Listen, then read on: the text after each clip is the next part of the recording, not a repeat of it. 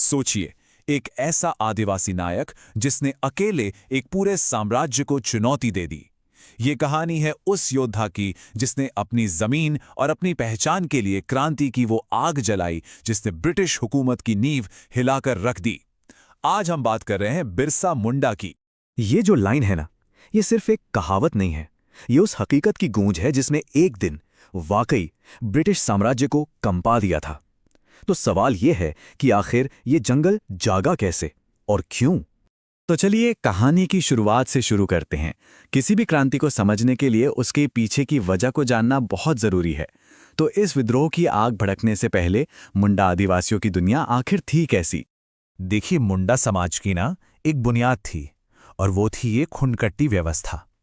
अब ये सिर्फ जमीन का कोई सिस्टम नहीं था, बल्कि ये उनके जीने का तरीका था, उनकी संस्कृति का केंद्र था। मतलब सब कुछ साझा, सब कुछ पूरे कबीले का।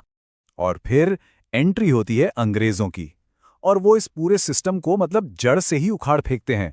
जरा इस टकराव को देखिए। एक तरफ थी खुंटकट्टी व्यवस्था जो समुदाय को जोड़कर रखती थी, और दूसरी तरफ आई जमींदारी व्यवस्था जिसने आदिवासियों को अपनी ही जमीन पर मजदूर बना दिया। बस यही वो चिंगारी थी जिसने आगे चलकर आग का रूप ले लिया। तो ये समझना भी जरूरी है कि ये लड़ाई आखिर थी किसके खिलाफ। आदिवासी इन बाहरी शोषकों को एक नाम से बुलाते थे, दीकू। दीकू यानी साहूकार, जमींदार और अंग्रेज। वो सब जो उनकी जमीन, उनकी आजादी और उनकी संस्कृति पर कब्जा करने आए थे। और ये सब ना कोई एक दिन में नहीं हुआ। ये एक सोची समझी चाल थी। एक के बाद एक ऐसी नीतियां लाई गईं जिनसे आदिवासियों को उनकी जमीन और जंगल से बेदखल कर दिया गया। प्लासी के युद्ध से लेकर वन अधिनियम तक हर कदम ने उनके जीवन पर शिकंजा और कस दिया। तो ऐसे ही माहौल में जब चारों तरफ अन्याय और शोषण था, एक नायक का जन्म होता है। चलिए अब बिरसा के शुरुआती जीवन और उन तजुर्बों पर नजर डालते हैं जिन्होंने दुनिया को देखने का उनका नजरिया हमेशा हमेशा के लिए बदल दिया।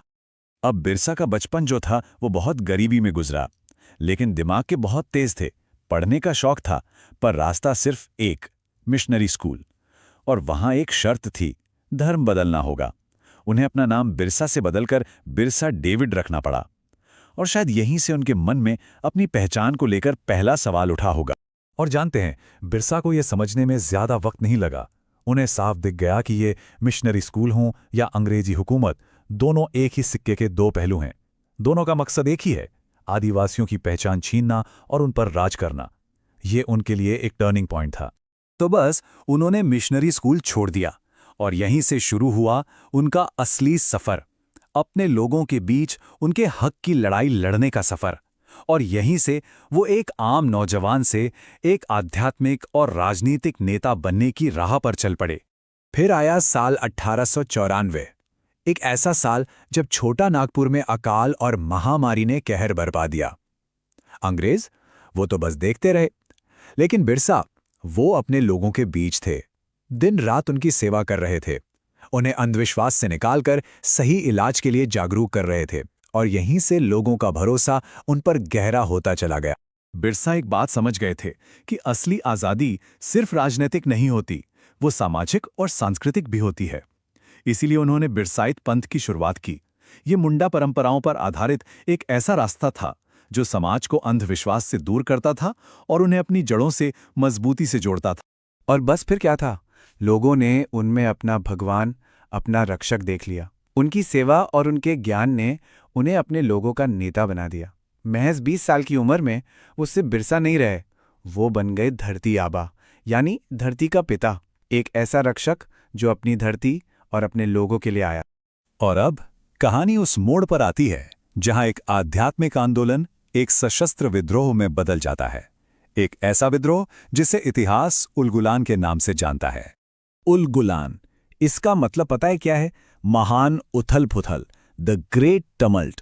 ये कोई छोटा मोटा विद्रोह नहीं था, बल्कि ये बाहरी शासन को पूरी तरह से उखाड़ फेंकने और अपना राज, अपना स्वशासन स्थापित करने का एक खुला ऐलान था। अबुआ राज सेतेरा जाना, महारानी राज टुंडू जाना, ये नारा था उलगुलान का। मतलब हमारा राज स्थापित हो और महारानी का राज खत्म हो। इसमें कोई समझौता नहीं था, कोई आधी अधूरी मांग नहीं। लक्ष्य बिल्कुल साफ था, पूरी आजादी, अपना राज। और एक बात, ये कोई अंधी बगावत नहीं थी, बहुत सोचा समझा विद्रोह था। बिरसा के लड़ाकों ने सिर्फ उन जगहों को निशाना बनाया जो शोषण के अड्डे थे। पुलिस थाने, सरकारी दफ्तर, जमींदारों के घर। आम लोगों को बिल्कुल परेशान नहीं किया गया। ये एक राजनीतिक विद्रोह था, कोई लूटपाट नहीं। इस बगावत का जवाब अंग्रेजों ने बहुत बहुत बेरहमी से दिया। जनवरी 1900, जगह थी डुम्बारी पहाड़ी, जहां बिरसा अपने लोगों के साथ एक शांतिपूर्ण सभा कर रहे थे और अंग्रेजी फौज ने उन्हें चारों तरफ से घेरकर अंधाधुंध गोलियां बरसा दीं।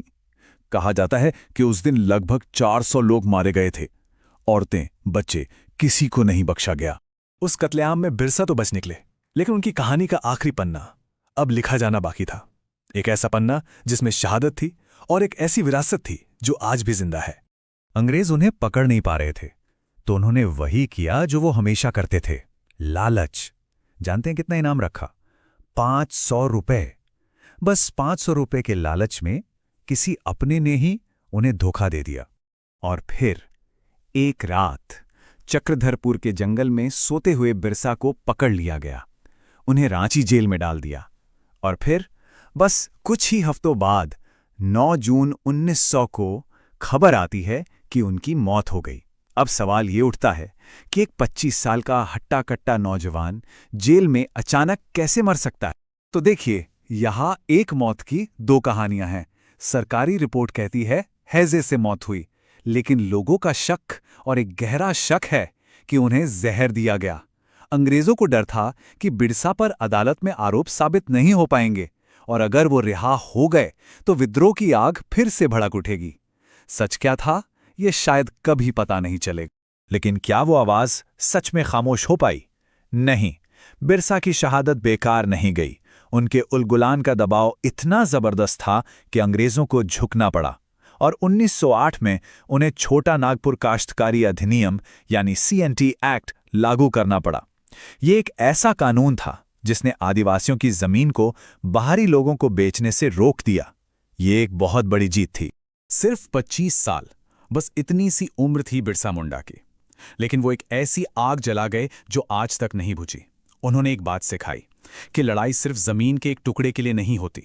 लड़ाई अपनी संस्कृति, अपनी पहचान और अपने आत्मसम्मान के लिए होती है। और जब ये लड़ाई लड़ी